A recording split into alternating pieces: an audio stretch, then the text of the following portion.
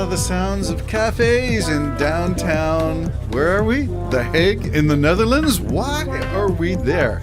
Magically transported from the Hobbit Hole studio in downtown Bobcaygeon, the Jim and Terry Show are now in the Netherlands. Yes, and we're lined up at a kiosk to buy.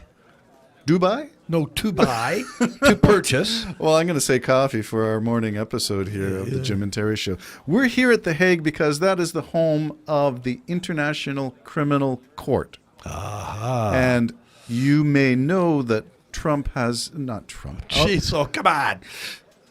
Well, please say it ain't so. I think I was hoping for something.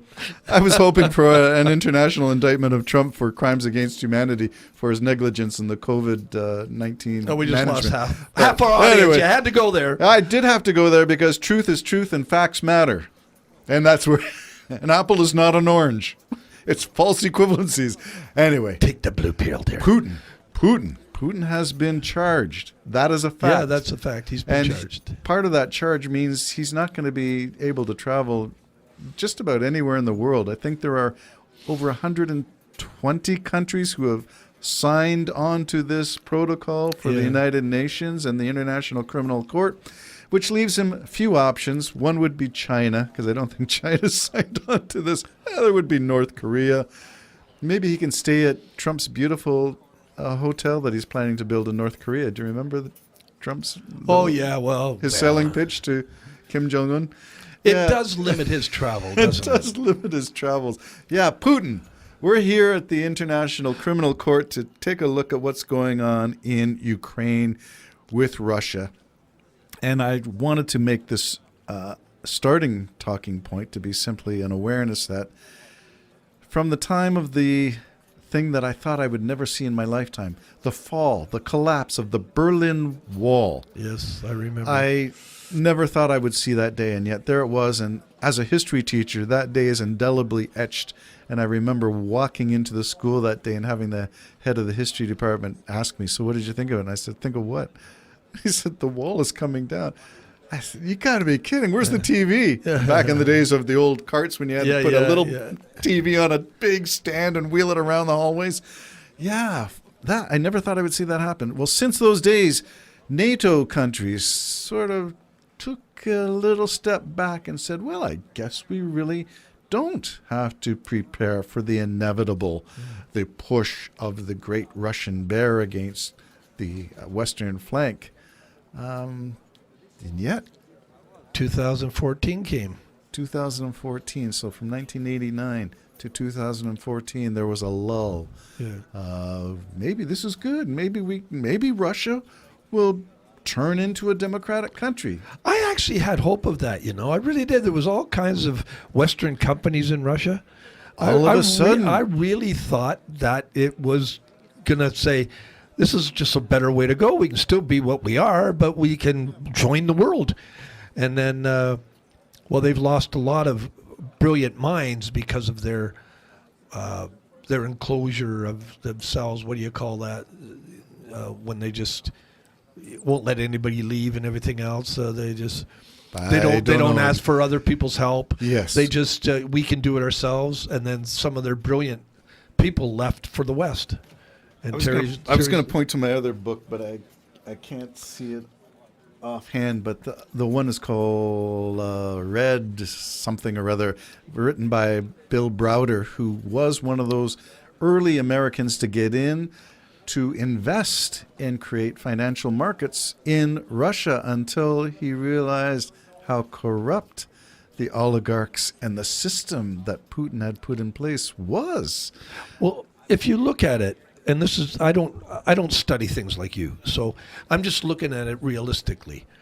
We know that the commanders within the Russian armed forces, they're like celebrities, and they're like oligarchs. They have yachts and everything, and they're very popular.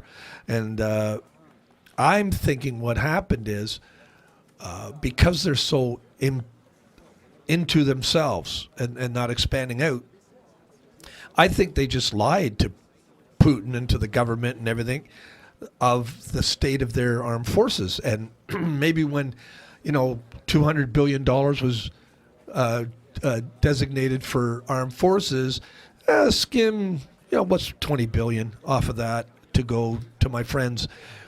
And that's what I think happened, because they really put up a miserable showing.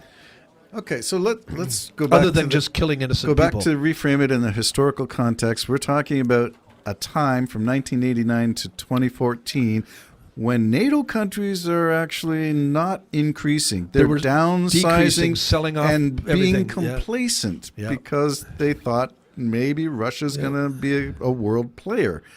Well, instead, the world got played. So that's on the NATO side.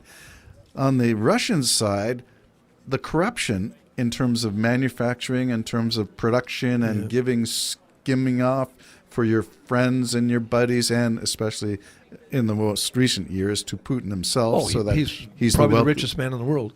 Okay, so we got these two things at play, and now we have Ukraine.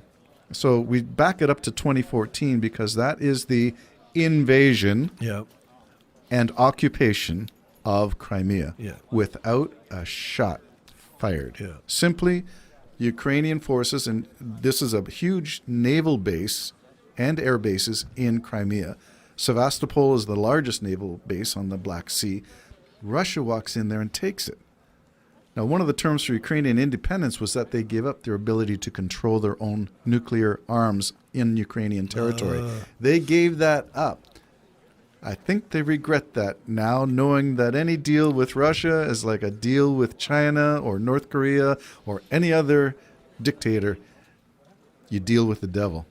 So, and why would they want the Ukraine? Because of money too. Yeah. About their agriculture, and their didn't steel. Stalin do enough damage to Ukraine? Do you know the story of Ukraine? Ukraine was a breadbasket, not just of Russia, but almost of the world at one point. But Stalin forced the people to overproduce, and they couldn't keep the food. That had to all be gathered and taken to markets and sold so Russia could build weapons. Yeah, and they practically starved to death. They did. Millions of Ukrainians were starved. Yeah. So I wonder, that might be one of the reasons they don't necessarily like the idea of Russia coming in. You think? Yeah, because there hasn't been a good history there. And those who are on the side of Russia, I don't understand. I'm not going to pretend I do. But remember this. I mean, you can't take over a country like that and never have peace. Ever have peace. So to take it over is stupid, because you're just going to get, your soldiers are going to die one shot at a time. Of course, we know Putin really don't care. No. I mean, he threw hundreds of thousands of soldiers into death. Not to death, but into very dangerous areas. Again, Stalin did the same thing in World War II. No respect for life. No respect for life. Just keep throwing them, keep putting them to the front. So there are a lot of similarities between Stalin and World War II's tactics. Bakhmut now and Stalingrad then and Putin now. So a lot of similarities. So if you know history, you should be sounding the alarm bells and saying this is not going to end well. Well, it's not going to end well, and I'll tell you one of my concerns is why it's not going to end well. We already pointed out the ICC has a warrant out for Putin. So number one, he's a marked man. Yep. But he'll probably be protected that way. But he can never go back, Terry. No. Ever. He can never go back. The atrocities. I mean, even when he was talking to China, they bombed 2 apartment buildings. Yeah, That's right in your face. Right in your face. Killing innocent people. No, they don't have guns. They're just grandmas and grandpas and kids. Apartment buildings. Just blowing up people, killing people's lives. Just absolutely disgusting. I'm wondering, when is it going to be allowed for Ukraine to retaliate into Russia? This is the thing. We've often talked about Ukraine having to fight this war so far and take tens of thousands of casualties, like fighting a war with one hand behind your back because you're not allowed to take the other hand out and throw a punch. Yeah. I'm sorry, but if you're invaded, there should be the ability to at least attack to your borders and establish your own borders. Yeah. So I would expect some things to happen. And the other thing is you got to remember, folks, our wonderful listeners out there, you got Norway, Sweden wanting to join NATO first time ever. Sweden neutral all the time, not neutral in this war. So when you think you've nailed it and maybe Russia has a point, they don't. There you have it, Sweden, that's right in the midst of that area with borders and everything else. They want to join NATO because they know Russia's wrong. I think so. Just think for a minute when you're looking at the world stage. NATO does not force itself on anybody. Matter of fact, you have to merit a reason to be a part of NATO, Right. and then for that you get protection. And it's the same for from the an EU. aggressor. That aggressor happens to be, well, it could be China too, but it's right now it's Russia, Right. or North Korea, or Iran. You're protected against an aggressor. Now, you mentioned Sweden. I'd like to throw two countries out there for discussion. One is Finland, who does share the largest border with Russia, Yeah. also on its way to NATO.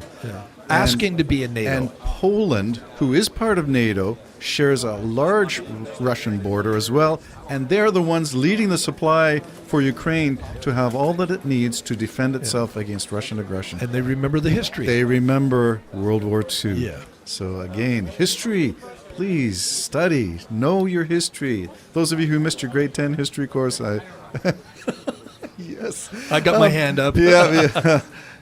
Well, I do think that it behooves us all to be as best informed as we can be. And I love history. You love history because you love studying the Bible, and the Bible is history. Yeah. And that's how I got into history, and the study of history was through the Bible, first of all, and then on into other forms of history. Well, there you go. So we're trying to look at Bakhmut as the present day. Oh, it's been compared to some of the most bloody battles of World War I, trench warfare style, trench by trench. It's awful, bloody mess, and that includes Russian casualties as well. I mourn the loss of all human life. I do too. And it didn't need to happen. Putin, you're a criminal, an international criminal. And the a Jim very, and Terry very, very bad man. If we can A very find bad you, man. we will wag our fingers at you. The Jim and Terry Show, coming to you from The Hague. Bye.